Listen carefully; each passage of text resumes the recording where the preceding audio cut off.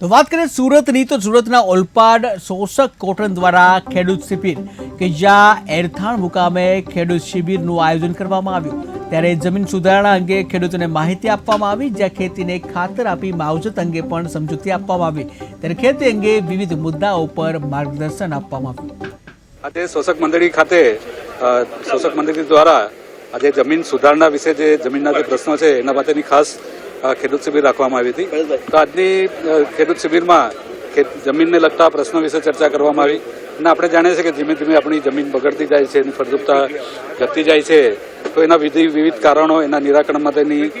ચર્ચા કરવામાં આવી। તો મારો એક જ સંદેશ છે કે આપણી જમીન બગડતી જાય છે, એમાં સેન્દ્રીય પદાર્થ નાખવાનું આપણે જે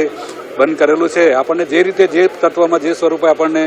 સેન્દ્રીય તત્વ મળતું હોય, ધારો કે લીલો પડવાશ હોય, ખેતરનો કચરો ખેતરમાં સડાવવાની વાત હોય, કે બેક્ટેરિયાનો ઉપયોગ કરવાનો હોય, કે જીવામૃતનો ઉપયોગ કરવાનો હોય, કે છાણિયા ખાતરનો ઉપયોગ કરવાનો હોય, કે પ્રેસમટનો ઉપયોગ કરવાનો, જે પણ રીતે આપણે જમીનની તંદુરસ્તી સુધારીને જમીનમાં જેટલું પણ આપણે સેન્દ્રીય પદાર્થ વધારે નાખશું તો જમીનના બેક્ટેરિયા જીવંત રહેશે અને આપણે ઘણી બધી મુશ્કેલીઓમાંથી હલ કરી શકશું। આજે દેશની પ્રથમ કપાસમાંથી શોષક કોટન મંડીના ઉપક્રમે ખેડૂત શિબિર યોજાયો હતો। ખાસ કરીને ખેડૂતો નારાજ થયા છે, ખાસ કરીને જે રીતે ખેત ઉત્પાદન કરી રહ્યા છે એના અનુસંધાનમાં વિજ્ઞાનનો ઉપયોગ કરીને ખેત ઉત્પાદન વડે દિશાના પ્રયત્ન ખાસ કરીને કૃષિ તજજ્ઞો નવસારી કૃષિ યુનિવર્સિટી જયેશભાઈ પચતાકિયા સાહેબે ખૂબ જ સરસ માર્ગદર્શન આપ્યું અને ખાસ કરીને ખેડૂતો જે રીતે સેન્દ્રીય ખાતરનો વપરાશ ઘટી રહ્યો છે, સેન્દ્રીય ખાતરનો વપરાશ વધે અને પાકની ફેરબદલી થાય અને ખાસ કરીને શેરડીનો વિસ્તાર છે